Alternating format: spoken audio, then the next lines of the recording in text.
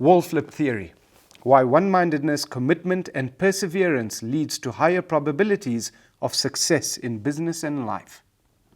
I get asked this question a lot. Nabil, why go from stuntman to financial advisor? And the answer isn't a complicated one. I made the decision because I saw a version of the future in having a family and taking care of them that was sustainable and not banked on a freelance industry which had little prospect of work at the time. And I love stunts and working on films. There's nothing truly like it, the magic of a film set and expressing your skill set as a performer in connection with this entire crew of different people to achieve movie magic and create a story that you get to live as close to real life as possible. It really was my dream career. But on the other hand, there was a human being that I met that added so much value into my life, someone I truly, honestly appreciated so much spending time with and getting to know. And how I came to that decision was as I imagined what any person responsible for their own future would do. I made a list of pros and cons. Imagine the idea of commitment and what it would take to follow through. And when it made sense to me, and I physically created a goal of the version of the future that I wanted, she had no idea this was all happening considering all of this. After knowing her in between my travels for just about a year, I asked her to marry me, and it's been the best decision of my life. And not because it's a beautiful love story as much as I believe it to be, but because I wake up every day conscious about how I want my relationship to feel, and I make decisions in the moments of opportunity to show up and add value into this amazing individual's life that happens to be our life by design. And then I get asked the question, what about the financial advisor part? Here's the thing, life is not a straight line. If you ask most people what their goals are, they would probably start listing out a number of things, right? Look at the previous exercise, look at your list.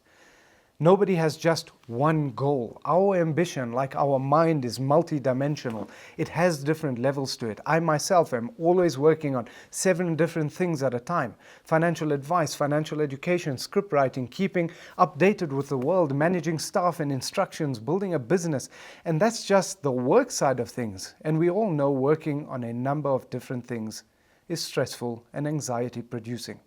It can be very overwhelming to be juggling multiple things, hoping that nothing falls. Now the key is to detach yourself from multiple goals in your timeline while remaining focused on your vision. What do I mean by that? I mean, we all have 24 hours in a day and 7 days a week, and our true vision that's built on the perspective we have today. So instead of waking up on a Monday motivated to attack that vision with all of our power and energy, rather, we must pick one thing at a time that we can deal with as a goal and focus our energy into that. The answer to the question, what about the financial advisor part, from stuntman to financial advisor, to what some might call the pinnacle of the industry, a top advisor in the country in such a short space of time, how did you do in 3 years what some spend decades in the pursuit of? These are the questions I get asked. And the answer is, because of a wall flip. That was the moment I realized this. 12 years ago, I was studying at WITS, accounting science, following the path laid out to me. Been fortunate to have been there and given the opportunity to study. And while I was there, I met a small group of guys who were jumping around. And I realized that they were doing the same things from the James Bond movie Casino Royale. And I never knew it was a thing. I'd just been amazed seeing the chase scene from the movie. And at the time, I'd been bodybuilding for 4 years, always been into sport. And I had to find out what this was about and sign up. So I drop what I'm doing and get myself involved and ask questions. And then I see a guy run up the wall and do a backflip and land on his feet. And I thought, what the hell just happened? How is that possible? How can anyone defy the law of physics? For the first time, I witnessed something that wasn't possible in my mind as an athlete.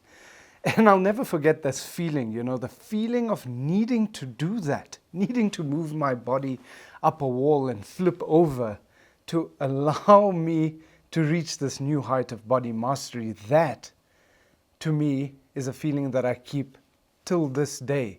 And since that day, I dedicated all of my free time to parkour with a group of guys that became a family to me, that led me down a road to exploring the world, meeting and learning from incredible people, living through truly unique experiences, and finding opportunities I could have never dreamed of.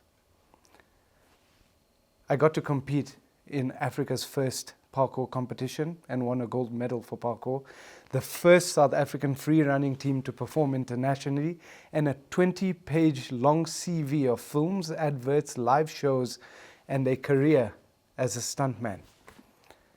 What I had come to understand then and up to this day is that life as we taught to know it is different from life as we are meant to live it. We can all relate with the standard lessons of inspiration. Nelson Mandela, nothing is impossible. Ryan Stramrod, push past impossible. Nabil Khan, nothing cannot be pushed past impossible because it's all possible. I'm possible. And that's the point, right? So how do I go from seeing someone do the impossible to actually doing it for myself? The answer? One-mindedness. To block out the noise and chase after what I want every day at the expense of everything else is the answer to everything I do in my life. That's the secret, one-mindedness. And there are 6 steps to follow to get there. Step 1 when striving to attain one-mindedness, acceptance. You need to accept the situation you're in. Own it. Every time I stood in front of a wall, it's still a wall. It's just an obstacle. It's always the same combination of bricks and cement. It always elicits the same fears of falling. So, how do I overcome that fear? Well, I bend down and touch the ground to remember how it feels, how hard it is, and to accept that if I fall, it's not going to break me. I accept what I've set out to do. Step 2, excitement. Honestly, to this day, I still have that feeling inside of me. It's a wall flip. How can you not be excited about that? If you're not excited about the path you're on, what's the point? These are your dreams, and you have the possibility of living them on your own terms, so get excited. Step 3, presence. Nothing can be done in life at the highest level without presence of mind. You don't win championships by thinking about the past, of how you wish you played, or what you can do next time to be better. There's only right here and right now. So stay present always. Besides, how am I going to run up this wall and flip over if I'm not here and completely immersed in this moment? So what I do is, I revise my steps, and once I start to move, it's live. Everything is right here. I'm zoned in, I'm present, I'm focused. Step 4, belief. I'm at the wall now. I've stepped up once, twice, and I believe that I've put in the force and effort required to get up that wall and flip over. That's all I have. It's too late to think about it or to try calculate it if I've done all that work beforehand. I've trained for this moment. I've prepared for this. This is the point of no return, and in this moment I'm running from my feelings, my intuition, my emotions. I have to block out everything, keep moving forward, and commit to this. Now it all comes down to belief. I can do this. I believe I can do this. Step 5, commitment. No matter where you are or what you are doing, if you don't commit to it, you will fail. I've learned this lesson from the hundreds of times I've fallen, hurt my knees, busted my arm. And it's as simple as that, which leads me to the last step, which is faith. Nothing in life is ever completely in our control. The universe, the wonders of divine rationale will take you down the path you meant to go down, good or bad, it doesn't matter. One of my favorite sayings that I'm always recalling when I find myself in a situation of self-doubt or in any unfavorable situation, it goes something like this. Go easy on yourself. If something is meant to go elsewhere, it will never come your way. But if it's yours by destiny, from you it cannot flee. So have faith. Run hard at the wall, leap high, do what you need to do. And when you see the ground, land. Obstacles are things that you see when you lose sight of your goals. So stay one-minded. Dedicate your life to achieving your goals. It's your destiny.